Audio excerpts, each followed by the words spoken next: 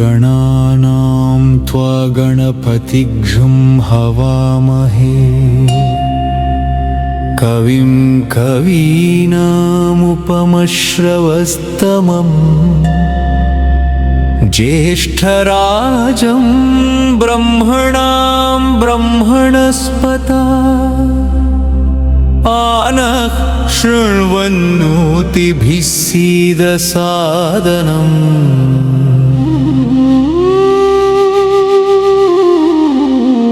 ॐ गणपति गणपति विघ्नविनायक सिद्धिदायक ॐ गणपति गणपति विघ्नविनायक सिद्धिदायक ॐ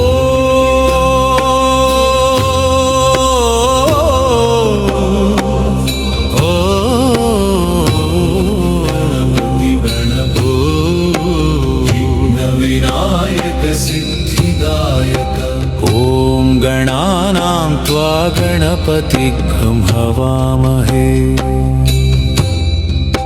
कविं कवीनामुपमश्रवस्तमम् गणाधिपाय नमः ब्रह्मणस्पते नमः सिद्धिविनायक नमः गजाननाय नमः ॐ गणपतिये नमः ॐ गणपतिये नमः ॐ शान्तिः शान्तिः शान्तिः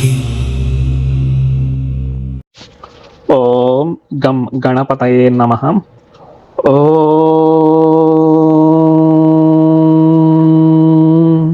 గణానాం త్వా గణపతిగిం హవామహే కవిం కవీనాముపమశ్రవస్తమం జ్యేష్ఠరాజం బ్రహ్మణాం బ్రహ్మణస్పత ఆనః శృణ్వన్నోతిభిः सीदसादनम्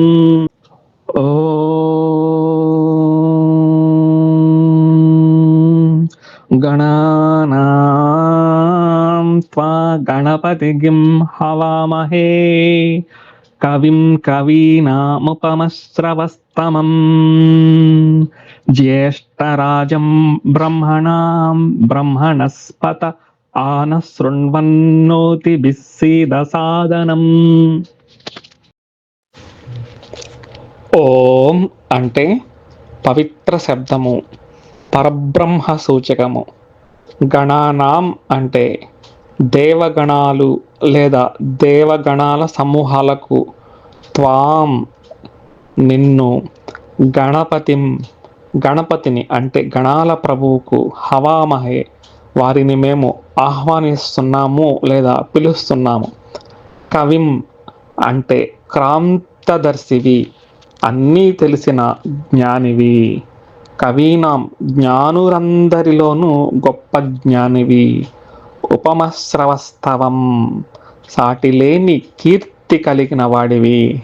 జ్యేష్ఠరాజం రాజులకే రాజైన వాడివి అంటే అత్యంత పూజ్యుడవు.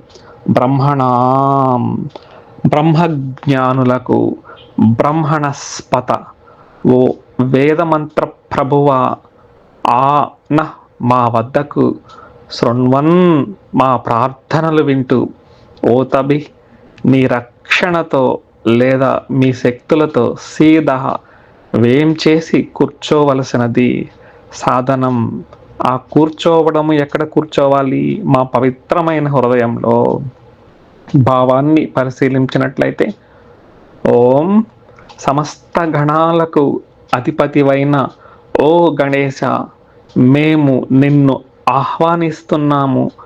నీవు కవులలో కవివి, అత్యంత ఉన్నత కీర్తి కలవాడివి, బ్రహ్మజ్ఞానులకు ప్రభువు, వేదాలకు అధిపతివి. మా ప్రార్థనలు వింటూ మమ్మలను రక్షించి నీ కృపలతో మా హృదయంలో స్థిరంగా నివసించి సిద్ధిని ప్రసాదించు తండ్రి.